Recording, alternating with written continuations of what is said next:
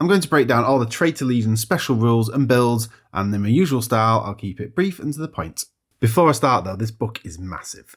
And while I like the fact that one book gives you absolutely everything, the way it's written is very verbose and it's actually quite difficult and a bit of a slog to read through. With that out of the way, I'm now going to do a Traitor Legion review. I'm going to do them in numeric order and then do chapter markers for each of the ones so you can jump to the one that you care most about. Just a little reminder that if you like this video, then why not consider giving me a like. There's a strong narrative feel in Horus Heresy, and this is carried through in the rules, but it does mean that the relative strengths of armies is quite different. Emperor's Children, 3rd Legion. One of my favourites for narrative reasons. They are a really good combat army with very strong characters. On the charge, you get +1 to initiative, which basically means they fight first. The advanced reaction allows for a unit to counter-charge a unit that has charged them. For this to work, the Emperor's Children roll a charge roll as well, and on equaling or beating the attacking player's roll, they get to charge instead. And on equaling or beating the attacking player's roll, they get to charge instead and fight. If they fail that roll, then instead they just get to shoot. The rights of war are reasonable only, but interesting. The Marasaka means you can bring reserves in without making a roll and getting a +1 to move. And 3rd Company Elite allows Cacophony squads to be taken as troops. They can also be given a points-based upgrade at a big discount, and it's a very thematic way to build an army. For specialist units, the Palatine Blade squad are fantastic. They have the defensive Terminators but significantly cheaper, and also really hard hitting. Iron Warriors, 4th Legion. A really good shooting army. +1 to strength whenever they hit something mechanical, dreadnought, automata, vehicle or building. Particularly good considering how strong dreads are at the moment. The advanced reaction is very cool. When a unit shoots you, you can shoot them back twice with the full strength of the squad before you lose any casualties.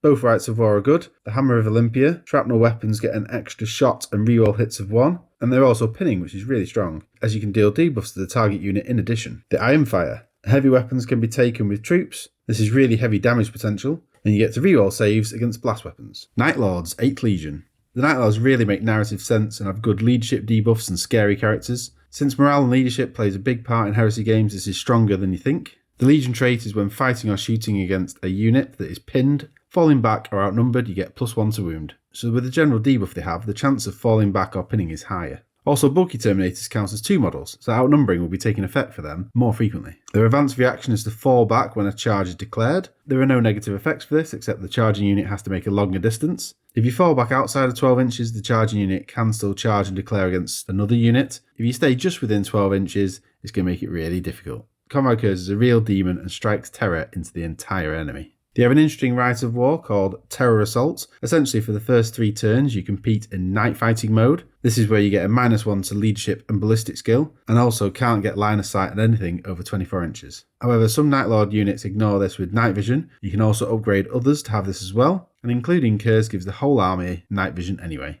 World Eaters, 12th Legion. Probably the best combat Traitor Legion. They hit like a truck, perhaps as expected. They get +1 to attack on the charge, and units can also be upgraded to have additional +1 to attack. Angron is particularly brutal and deletes anything. His attack characteristics increase by 1 each turn, and he makes the whole army more resilient. They can reroll all hits and wounds, and has tons of other combat buffs. If you're close to the World Eaters and you shoot them, then the advanced reaction is great. They gain a 5+ feel no pain, and can charge you during your shooting phase. The best right of war complements nicely, called Berserker Assault. +2 inches to run, +2 inches to charge, and +1 leadership. And such a fun World Eaters idea that if you're within 12 inches, you have to charge. Death Guard, 14th Legion. Another of my favourites, but middle of the ground in truth. They are remorseless in ignoring any modifiers to movement, which includes ignoring pinning, which is a powerful mechanism in the game at the moment. They also counter stationary and shooting, so bring on those heavy weapons and special bolter rules. The advanced reaction is nice. During a shooting phase, they gain 4+ feel no pain, then ignore morale and pinning, and then get a 7-inch move. The best right of war is Creeping Death. To start with, the army ignores dangerous terrain rules. All models in your deployment zone get 6+ feel no pain. Your deployment zone counts as difficult and dangerous terrain for the opposing army. Every piece of area terrain on the battlefield counts as dangerous terrain. This is really powerful. Obviously the Death Guard ignore all this, but the opponent will be slowed down and risk losing wounds from the dangerous checks. Thousand Suns, 15th Legion. Overall, Thousand Suns are in a strange place with positives and negatives. Depending on how you view it, it could be one of the best or weakest. It's nice to have a variety of options and flavour, more than any other Legion, but every ability requires a psychic check, and failure could mean perils and models dying. All of the factions get buffs without this type of danger, so I think it's a real downside for the Legion. Even though the powers that are unlocked are really strong. For Magnus and Ahriman, the chance of perils is only 8%, but for others it's as high as 28%. That feels pretty high to gain a buff.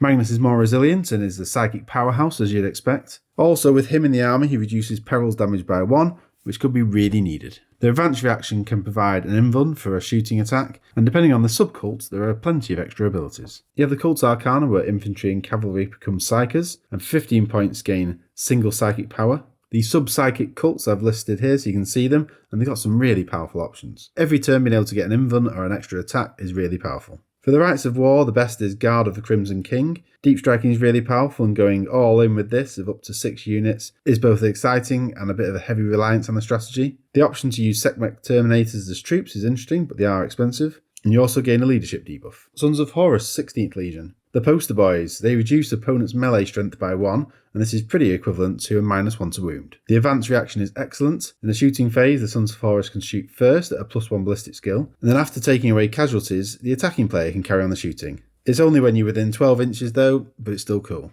Really good Rite of War, the Black Reaving. If you multi-charge a unit, then the second unit gets 2 extra attacks. Reaver attack squads can be line troops, and the Justarian Terminators can deep strike, which is cool. As expected, Horus himself is devastating, but very expensive. You can play him as Chaos Ascended for an extra 400 points, making him 1,000 points.